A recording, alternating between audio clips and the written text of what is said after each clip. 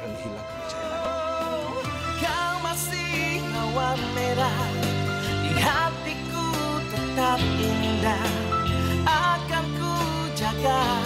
Pada 24 Mac yang lalu, jom wayang sempat ke tayangan perdana Warna Cinta Impian di Cathay Cineplex Iat Curve. Ucapkan terima kasih kepada semua yang hadir hari ini kerana korang semua meluangkan masa untuk datang.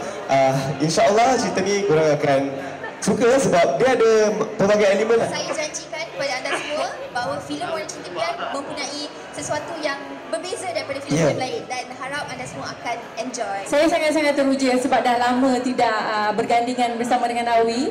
Ini adalah filem pertama gandingan kami setelah berpurun abad lamanya.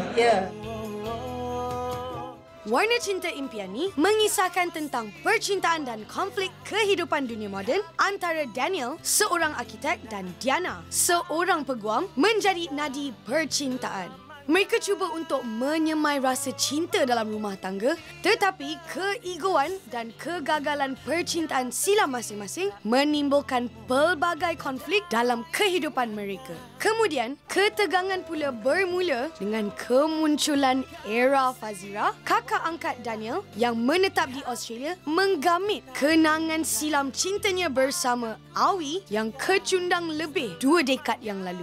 Era dan Awi mengambil keputusan untuk mengetepikan duka lama demi menyelamatkan perkahwinan antara Daniel dan Diana. Jangan cepat kau pergi, jangan mainkan hati ini. Warna Cinta Impian ini menampilkan pelakon yang berasal daripada negara Singapura, Erwin Shah Dawson serta Shikin Kamal sebagai teraja utama filem ini. Warna Cinta Impian ini menggamit kenangan tersendiri apabila menggandingkan pasangan yang memang popular di era 90-an iaitu Awi dan juga Era Fazira.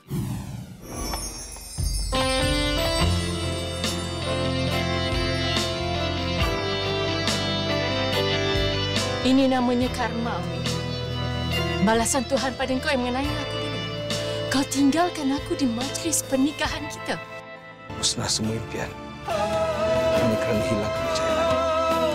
Kau masih mawar merah di hatiku tetap indah, akan ku jaga selamanya. Tiap detik kasihku hanya tercipta untukmu, dada lain hanya dirimu. Kau tak request ke?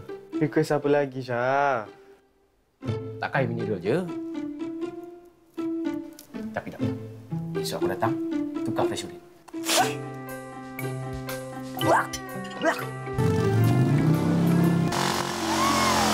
Daniel! What is wrong with you? You tak habis-habis cari pasangan. You nak apa sebenarnya?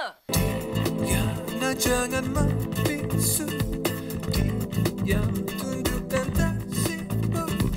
Kasih janganlah begitu, aku yang jadi tak tentu. Katakan padamu dan mohon nyanyikan padaku. Jangan cepat kau pergi, jangan mainkan hati